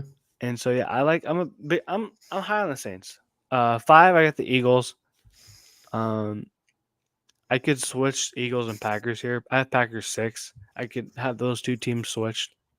I just think the Eagles are gonna have a not down year, but it'll be not as good as they were last year. Packers just in the same division as the Lions. I could see them easily making the NFC Championship. And then 7, I got Rams, and what I ultimately think will be Shout Matthew out Gage. Stafford's. Yeah, I ultimately think it will be Matthew Stafford's last season as the Rams quarterback. I think he's going to retire, especially if he gets hurt. I'd watch out for his backup quarterback. That's Bennett. No, they got Jimmy G. If he comes back, oh no, Oh God, not Jimmy Garoppolo. Oh man, I definitely watch out for him. no, dude, If you know, Stetson you Bennett know. was ass this year during preseason, but he had 1 touchdown. Okay, I want your opinion on the Patriots not starting Drake May. So part of me thinks it's because they're trying to compete, but also like Baker didn't start right away. Lamar Yeah, didn't but start right Drake May away. looked so much far better in the preseason than Jacoby Brissett. Yeah, it's weird, but ultimately, like you don't want to start him off in a bad Yeah, that's situation. fair. You know what I mean?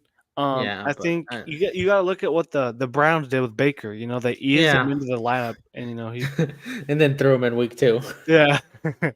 And then look at Okay, Lamar. okay. Yeah, How soon do you think he sees the field? I'm gonna look at their schedule right now. So,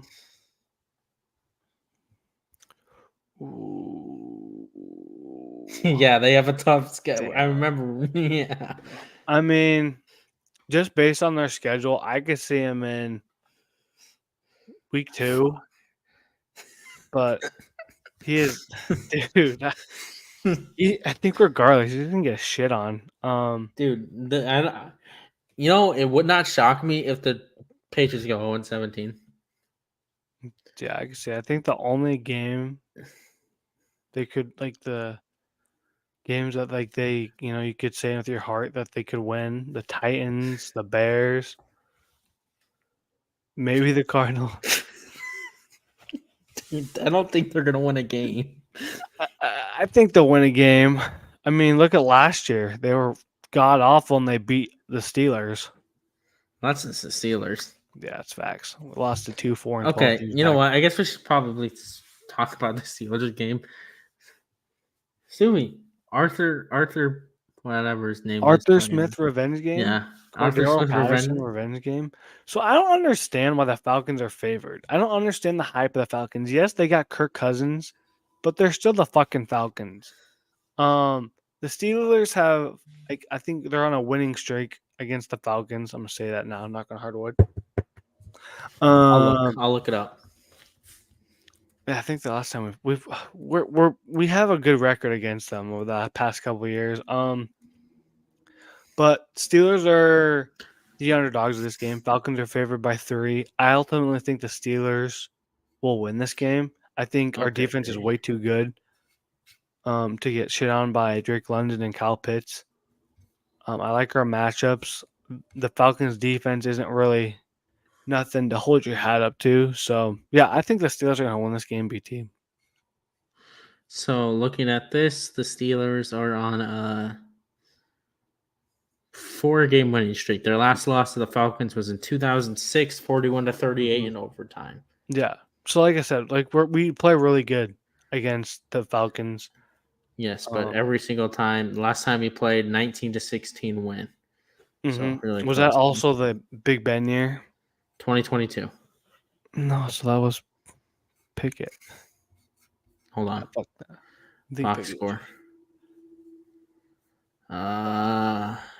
Kenny Pickett, yes. Yeah. 16 for 28, 197, 1 touchdown. Yeah. And to be fair, Mariota was starting for. Yeah. Okay, so like you said, it's 3.5. You think the Steelers win? Yeah. It's just I'm in not, I'm not. Atlanta. I'm not even being a homer. Like I ultimately think that the Steelers are a better team than the Falcons. Like yes, they got Kirk Cousins, but it's his first game with a new team. But they also have the weapons. I think Bijan's gonna have a big game. That's like the only concern I do have. Our run defense hasn't been the best past couple years. But like I said, dude, I just love our defense. Kyle We just Pitts, signed Cam maybe? I don't Hayward know. to a 3-year, $45 million deal. How old is he? Hey, he's all pro. He's been all pro the past couple of Yes, years. I know, but how old is he? How old was Tom Brady? That is 2 completely different positions. How old was JJ Watt? How old was retired. Michael Didn't he Strahan in the Super Bowl? Okay. You're comparing Cam Hayward. Okay, that's fair. That's a fair comparison. Okay. Anyways, I'll go with the Falcons to win just because play devil's advocate. I'm gonna go home this weekend and beat the fuck out of you. Not playing. Okay. I love the BT. Let's see. Well, I think we talked about it all. I think it's time, Stu. What are your predictions? Your awards predictions? Oh, my award predictions. I had CJ Stroud, Mm-hmm. CJ Stroud, and then my defensive player of the year. You're gonna be mad, Myles Garrett. What did I say, chat? I said he was gonna make a face. Offensive player of the year, I went Christian McCaffrey. Offensive rookie, I went Caleb Williams. Defensive rookie, Byron Murphy. Comeback player of the year, I went Joe Burrow because Ricky Purcell now probably. But did you see? Hold on. Also, come back and then coach of the year, I went with Nick Sirianni. The Eagles. Okay. Because I had the Eagles number 1. Yeah. I think. Okay, locks of the week time. Stu? Ladies and gentlemen, boys and girls, I'm lucky to be back in time for the best segment of the week. Everyone's favorite segment of the podcast. You know it. You love it. Ladies and gentlemen, boys and girls, BT, start the engines. It is locks of the week. Okay. Obviously, why it says you've start seen the it. engine, You've seen it but- scroll on the bottom here. Mhm. I won last week, 5.5. All Uh, because of Minnesota missing a field goal with the last play of the yes, game. yes. Fucking Shout Gophers. shout out. I would You have said gone Mac perfect. Brown was gonna lose. How dare Um, you? um, if it wasn't for Texas A&M choking, and it wasn't for who else choked? Charlotte. Charlotte. I mean, that was just a shot in the dark. But I had a really good chance to go undefeated this week, so I will take it. All right, so obviously we're back to the old format, how it was: 3 college, 3 NFL, and anything goes. Okay, obviously I got first pick, so I will read first. So to start, week 2 of Locks of the Week on Friday night. I have Duke, who are 2.5 point underdogs over Northwestern. I just really like Malik That's Murphy and crazy. Duke and Manny Diaz. And then I have for my second lock for college, I have Penn State over Bowling Green. I needed at least one guaranteed point on the board. um, and then another 6.5 point upset. I have Mississippi State to beat Arizona State. I think just because Arizona State, who Wait, did Arizona State's favored? yes by 6.5 points. Bro, what? Yeah, That's just crazy. because Arizona State went and beat really not Wyoming. yeah, but they went and did what they should do against Wyoming. That doesn't mean they're not. I don't think they're good enough to beat an SEC team. And Mississippi State looked really good against. I think they played Eastern Kentucky. So I'm going to take Mississippi State and jet sweep Levy to beat Arizona State. And then for my NFL, I have the Buccaneers and Baker Mayfield going to beat the Commanders, who are the Buccaneers are 3.5 point favorites. And I have the Bengals, who are 8.5 point favorites over the Patriots. And then I also have the Bills, who are 6 point favorites over the Cardinals. Obviously, I'm just going to protect my lead here. Yeah. And I want to shout out something for the Bills. It looks like DeMar Hamlin will be their starting safety on Sunday. Given I made a very ill-humored joke on one of my fantasy teams, which name is DeMardiac Arrest. Oh my god. So DeMar Hamlin will get his, I don't know if it's first career start or what. He will start on Sunday. Nice, too. All right, so I got a very interesting week. I picked 4 upsets. Yeah, So you gotta try to take your lead back. yeah. My first upset I talked about it earlier. I got Iowa State plus 2.5 over Iowa. It's in Kinnick. Iowa's ranked, but I do think this is gonna be a good game. Very sloppy game. It always is, and it's really just 50-50. Like, what the fuck are you doing, buddy? Sorry, guys. What do we say, BT? Amateur. Amateur hour. But yeah, I got Iowa State over Iowa. I just like Iowa State to win this over Iowa. It's not a must win, but like if The you, only way you win is if Cyclone Larry's back on Twitter. I think he's back. No, he has not tweeted since August 20th. Oh boy. Cyclone Larry's dead again. Oh god. But yeah, I got Iowa State, who are under or 2.5 underdogs. So yeah, I got them over Iowa.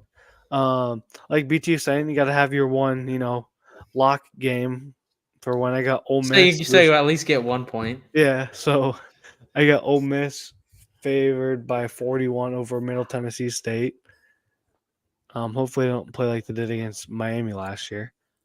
And then I got Texas Tech, who are 2-point underdogs over Washington State. Did you see Texas Tech, Stoof? Yeah, they struggled. Abilene Christian. Yeah, but I also think that's another reason why you're looking at that. You probably that's so stupid. You're gonna overlook it. It's just a Washington game. State also has something to prove. Yeah, but I like Texas Tech over Washington State. My NFL locks of the week, I got the Steelers over the Falcons. Falcons are favored by 3. I've kind of already talked about that. Stuvie, don't you know that curse of locks of the week? You never pick your favorite team. Well, I picked 2 of them, so I was gonna pick South Dakota State over Incarnate Word, but I'm a little bit scared. I don't know what Incarnate Word looks like. But yeah. I got the Steelers over the Falcons. Like I said, Falcons overrated. I got the Saints, who are favored by 4 over the Panthers. I feel like Panthers are one of the worst teams in the league. Bryce Young is 5'9". I am about as tall as that man. He cannot see I'm over the taller. line. Yeah, BT's taller. Put BT in the league. Sign me up. If I Oh, didn't tear God. my ACL, I would be. Okay, BT. But yeah, I got the Saints over the Panthers. I think the Saints are gonna win the NFC North or South. So yeah. The And Panthers? no, the Saints are gonna I win thought the you said NFC the South. Panthers. And then my final lock of the week, I got the Ravens upsetting the Chiefs. Chiefs are favored by 3, but I am high on the Ravens this year, and I Okay. think Lamar and Derrick Henry are gonna fuck the Chiefs up. Plus, Okay. Mark Andrews is healthy, so I didn't get him in fantasy. Kind of upset. I think I For did. the for the first year, and I I'll know trade you you didn't. Brock You didn't do Bowers your for 2 him. tight end strat this year. I didn't. I did get tight end 1 and quarterback 1. I got George Kittle. Well, But that yeah, will end a very strange episode 2, season 2. yeah. Sorry about the me Yeah, not don't let being. it happen again. Okay, buddy. Okay, Because we buddy. need your honest reaction next week when Iowa scores 40 and Iowa State scores 17. Oh yeah, and going back to that, I'm not gonna be like I'm done watching Iowa State for the rest of the year. That was me after we lost to Ohio. You remember that, BT? Yeah. What if you lose to Arkansas State? Mm. Who should have lost to an FCS team, by the way. If we lose to Arkansas State, I am done. Forever. No, just for the year. You can join the SEC, brethren. If Iowa State loses to Arkansas State, I will be a Marshall Thundering Herd Boise State No. for the rest of the year. If Iowa State loses, if Iowa State loses to Arkansas State, we will already be starting to preview college basketball. Yeah, dude, which is Um, in what 2 months? Yeah, 2 months. Well, we're gonna have to do our predictions at some point, and I don't want to. Yeah. Yeah, but anyways, guys, that will end episode 2 of Sports Talk with BT and Subi. Yeah, episode 40. Podcast episode 40, BT. It's season 2, episode 2. Yeah, but our 40. This is not season 1. Buddy. Don't talk to me like that, okay? Okay, Mr. Constitutional Law. Dude, that shit fucking blows. I hate that class. So I know we're relating the podcast here, so only real fans are watching us at this point. But Stewie was not here for the podcast because he decided to go to a constitutional law class for whatever reason. Was it required, Stu? No, but I definitely needed to go. For what? That class is gonna be so fucking brutal for me, dude.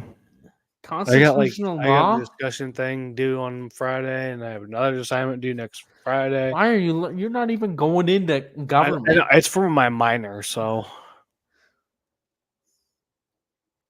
Your what, Stu? my minor in criminal justice, BT. Oh, okay. Sorry. What were you implying? What were you saying, BT? I hear like I'm young.